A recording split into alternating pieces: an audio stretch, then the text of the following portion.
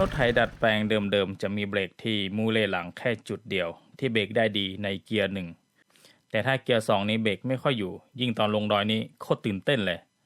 แต่ถ้าหลุดไปเกียร์ว่างนี่คือบันไลไม่มีอะไรหยุดรถต้องดีตัวอย่างเดียวซึ่งผมโดนมาหลายครั้งละโชคดีรอดมาได้ไงไม่รู้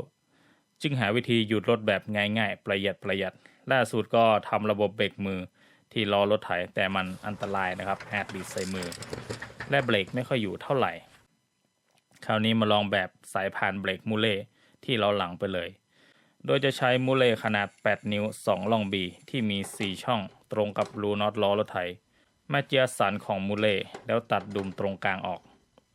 แล้วเจาะรูที่ก้านมูเล่ให้เข้ากับล้อรถไถทำหน้าที่เหมือนกระทะเบรก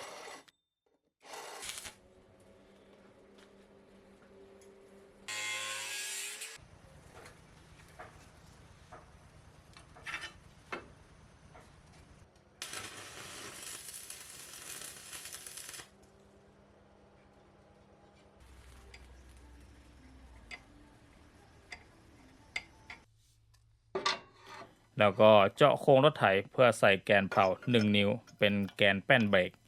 ที่จะหมุนมูเล่ขนาด4นิ้ว2ล่องบีดึงสายพานให้ตึงเพื่อเบรกมูเล่ที่ล้อหลัง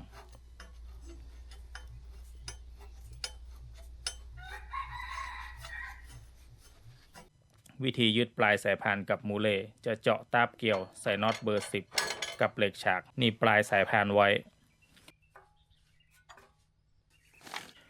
แล้วไปคล้องกับมูเล่8นิ้วที่ล้อหลังแล้วปลายอีกด้านจะมายึดกับขาดึงสายพานที่เชื่อมติดกับโครงรถไถด้วยเหล็กฉาก2นิ้วหนา6มิลบากล่องใส่สายพานแล้วหนีบด้วยเหล็กฉาก1นิ้วยึดด้วยน็อตเบอร์14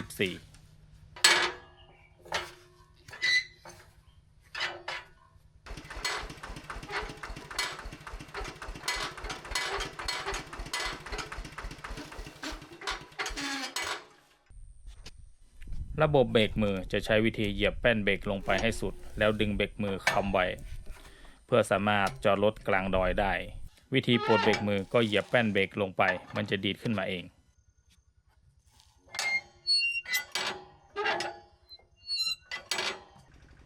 ทดสอบเบรกด้วยเกียร์2ความเร็ว30 กิโลเมตรต่อชั่วโมงในพื้นที่ดินหยุดรถได้ใน2เมตรระบบเบรกสายพานนี้จะเบรกได้ดีขณะเดินหน้าเพราะคล้องสายพานจากตัวล็อกด้านล่างขึ้นไปหามูเล่แป้นเบรกข้างบนถ้าถอยหลังมันจะดึงแป้นเบรกให้หนักจะต้องใช้แรงในการเหยียบเบรกมากและไม่ค่อยอยู่เท่าไหร่ที่ต้องปรับปรุงต่อไปสวัสดีครับ HJ สารพัดสร้างนวัตกรรมแบบบ้าน